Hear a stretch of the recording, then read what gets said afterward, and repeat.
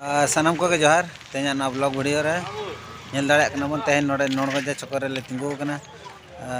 बंद हुई कना आबर कमिया कोड़ा को नोडे को तिंगु कना और हाते हो अड़ीगन सेन हुई कना स्कूल कॉलेज को जतना बंद हुई कानते नोडे चक्कर ले तिंगु कना ना दुकान बाजार को जतो बंद कना तो बड़ा दाड़े कना बन तेहन दो ऑलचिकी माचेत आबर को मुंडा रे माचेत को और सानताड़ी माचेत को नित धाबिते न्याय बाको नाम का बुरुपदा चेत भुवनेश्वर चेतान नित धाबी अंडे धारणा रे मेना को रहा ओडिशा सरकार नित धाबीते नुकु न्याय बा एम दाड़े को कना ओना खातिर ते पूरा मयूरभंज सारा बंद कना आदो तेहना ना ब्लॉग वीडियो रे निनंगी लई तबना नो जे बंद हुयुक कना अब मा दिन के बन बंदे मयूरभंज बन बंदे प्राय धारा के बंद कना अब अधिकार लगे तेहन नुनन दिन हुईना 60-70 दिन हुए रहा नुकु न्याय लगे को दुरुब भुवनेश्वर चेतान रे इखे नित धाबीते न्याय के बाको नामे अब आदिवासी चेतान रे अड़ीगान के नौका अत्याचार हुयुक कना विशेष कर नेलोक कना मयूरभंज रे दो जास्ती करते हुयुक कना और एटा करे हुयुक कान गितो तो ओना करे आदिवासी पालन उनका सदर बाको सदर ते उनको साहाव लाहाव रे हेना को ओना खातिर ते थीर कना को आदो नोडे दो जेहेतु फुल्ली 5th शेड्यूल एरिया कना और अब आदिवासी को जास्ती कायते हेना को नौका के दिन के अब नोआ ओडिशा सरकार हुयन कि भारत सरकार हुयन अब न्याय नित धाबी बाको एम दाराबन कना ओना खातिर ते जतो हर बन जुमिदोग मा जुदी बाबन जुमिदोगा हापेन दिन रे अब भाषा हो आदोगा से चिकी हो आदोगा से अब समाज हो बई बईते अब समाज हो को एटा सेन चाबागा और अब समाज नेलोक कना जहाँ तिनांग के नितो को हर को इनके सेना धारा ᱧᱚᱜᱚᱜ कना कि जमा ᱧᱚᱜ को ᱧᱟᱢᱮᱜᱼᱟ उनको एटा समाज के जास्ती को अपनारेगा और अब दो उनंग दो बाको अपनारेगा बई बईते को उनको तो बागी दिया कना और नोडे जहाँ तिनांग देखा के आंदोलन हुई कना ना मयूरभंज चेतान रे नित धाबीते अब संपूर्ण भाव न्याय के बाबन नामेगा चेदा नोडे रिटाइन ITI हो बन नेला जुदी और जहाँ तिनांग के आंदोलन बड़ा हुईना उनको नित धाबी न्याय बाको नाम का जहाँ तिनांग नितो स्कूल रे बन नेलेआ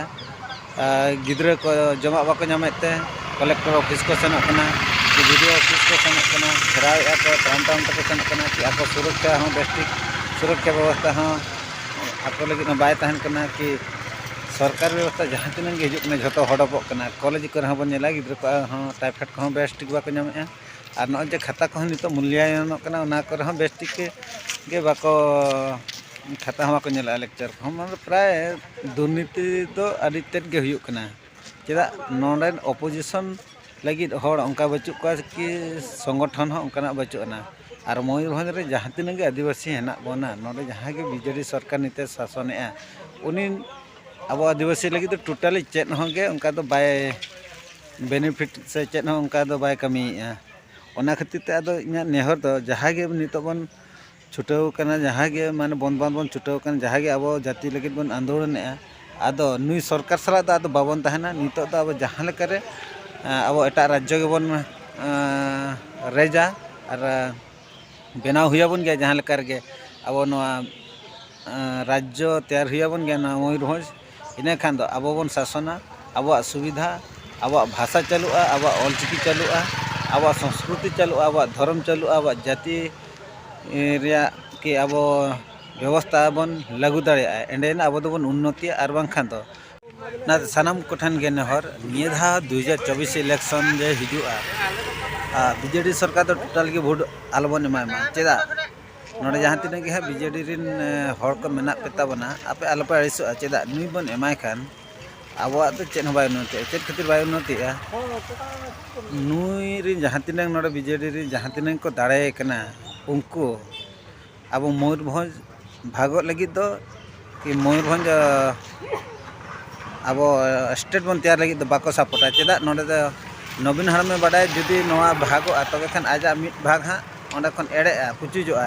कि नोडे आज बाय शासन दाड़ेआ कि आज नोडे खन आजा जहाँ तिनांग टैक्स नामे ओना बाय नाम दाड़ेआ ओना खातिर ते उनी तो बाय चाहवा जे नोआ चेद लेकारे भागोआ मिनते